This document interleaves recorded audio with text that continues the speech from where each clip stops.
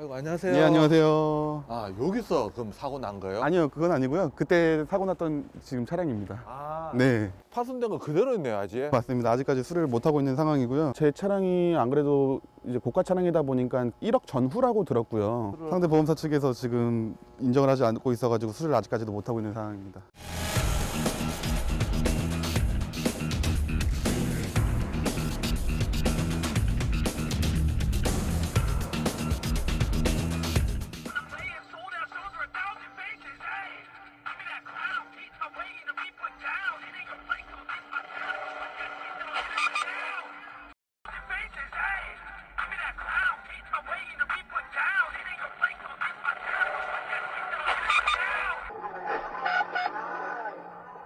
차량이 하나밖에 못 지나가는 1차선 차선이었고요. 사실 저는 그 차량이 어디서 튀어나왔는지도 파악을 못하고 있었고 많이 당황스러웠던 상황이다 보니까 정신이 하나도 없었습니다.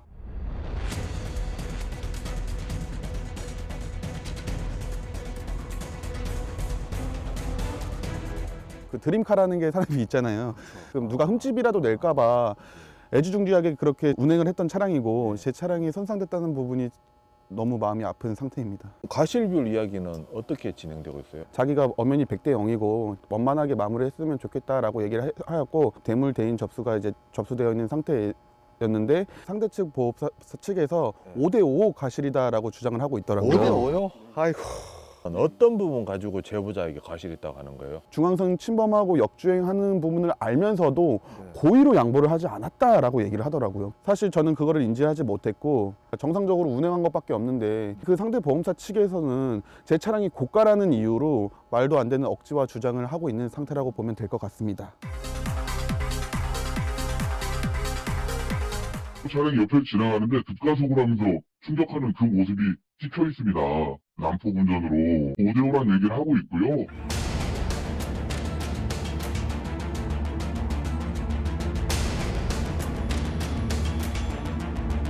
제보자가 고의적으로 양보하지 않았기 때문에 일부 과실이 있다는 입장이지만 어떻게든 과실 잡아보려는 억지 주장일 뿐입니다.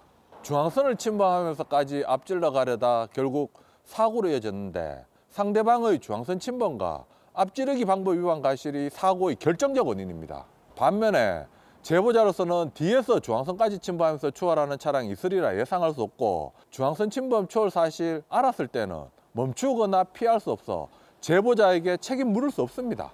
결국 이번 사고 과실 비율은 중앙선까지 침범하면서 추월하려다 사고 낸 상대방 과실 100%, 제보자 무과실로 평가됩니다.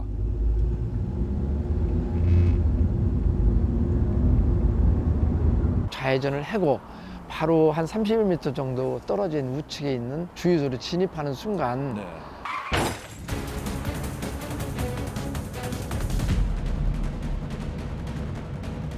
그 오토바이는 어디서 나온 거예요? 전혀 몰랐죠. 그때 오른쪽에는 보행자 신호등이 불이 들어와 있었어요. 그래서 정상적인 좌회전 신호고 우측에 승용차가 서 있기 때문에 전혀 올 거라고는 생각을 안 하죠.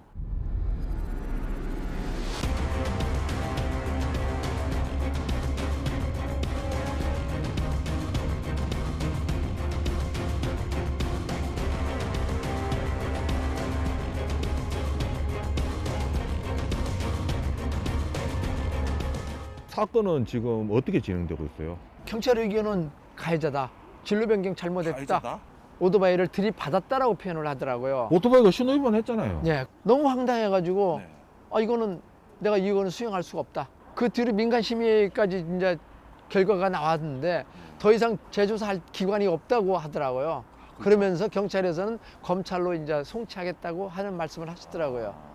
근본적으로 법을 이긴 거는 오토바이가 신호체계를 무시하고 달려들어왔는데 제가 가해자를 몰랐다는 것이 가장 억울한 부분입니다. 제보자의 진로 변경 과실이 더 크다는 입장인데 사고의 주된 원인은 상대방의 과속과 신호 위반 과실에 있습니다. 신호에 따라 좌회전할 때 오토바이 확인되지 않았고 또 좌회전할 때 후방 영상에서 오토바이 확인되지만 운전자가 좌회전하면서 룸미러나 사이드미러 확인하지 않은 부분이 과실로 평가되지 않습니다. 다만 좌회전한 직후에 차로 변경할 때는 그때만큼은 차량에 주의를 해야 되는데 다 하지 못한 부분은 있습니다. 이번 사고 신호 위반 사고 맞고 가피해자 바뀌어야 될 사안입니다. 가해자로 취급받는 부분에 대해서 억울함이 있다면 형사재판에서 자신이 피해자라는 부분을 호소할 필요성이 있겠고, 별개의 민사소송에서 객관적인 과실비율 판단 다시 받을 필요성이 있겠습니다.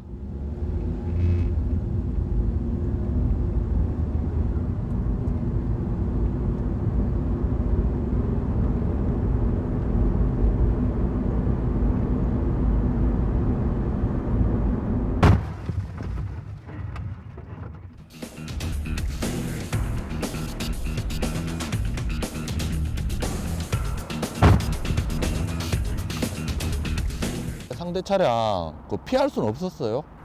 그 제가 2차선으로 좌회전을 하다 보니까 1차선에서 차가 와 있었고, 그리고 제가 피하게 되면 또 2차 사고가 2차, 3차 사고가 나버리니까.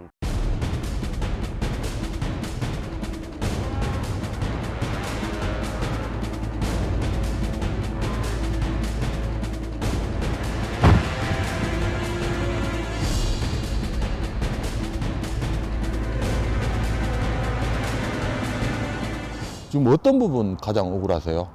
상대방 분도 처음에는 사고 막 났을 때 본인들이 피해자다 이런 식으로. 피해자요? 네. 근데 지금은 본인들이 가해자라고 인정하고 9대1, 뭐 100대0 이렇게 인정 안 하시고 뭐 7대3 뭐 이런 식으로 우기시니까 저는 이거는 억울해서 안 되겠다. 이번 사고의 결정적 원인은 상대방의 신호 위반 과실에 있습니다. 반면에 제보자의 경우는 좌회전 신호에 따라 정상적으로 좌회전했고 자신에게 통행 우선권이 있지만 사고를 방지하기 위해서라면 멈추거나 속도를 줄여야 되는데 다하지 못한 부분은 있습니다. 결국 이번 사고 과실 비율은 적색 신호에 일시 정지하지 않고 그대로 진행한 상대방 과실 90%, 신호는 지켰지만 주의를 다하지 못한 제보자 과실 10% 정도로 평가됩니다. 퇴근하고 이제 집에 거의 다 도착을 해서 이제 사고가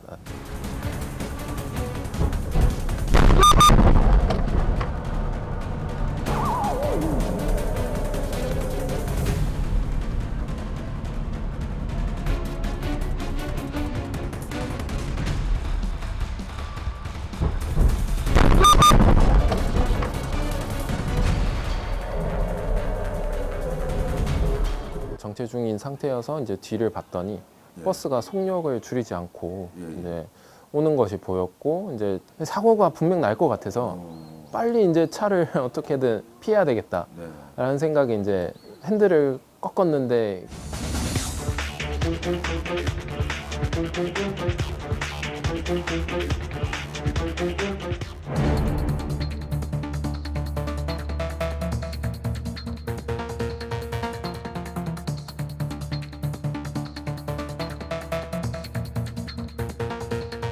과실비율 이야기는 어떻게 나오고 있어요? 100대 0인지 아닌지는 아직 버스에서 제대로 전달받지는 못했습니다. 근데 힘든 부분은 이제 기사의 대물 보험이 1억의 한도가 걸려 있다 보니까 1억밖에 안 돼요.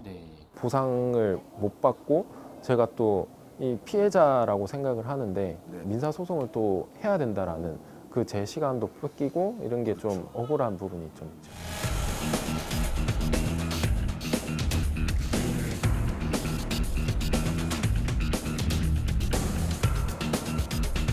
상대 버스 과실 당연히 100%입니다. 그런데 버스의 대물 한도가 1억이고 피해 차량이 많다 보니까 제대로 보상받지 못할 수가 있다고 합니다.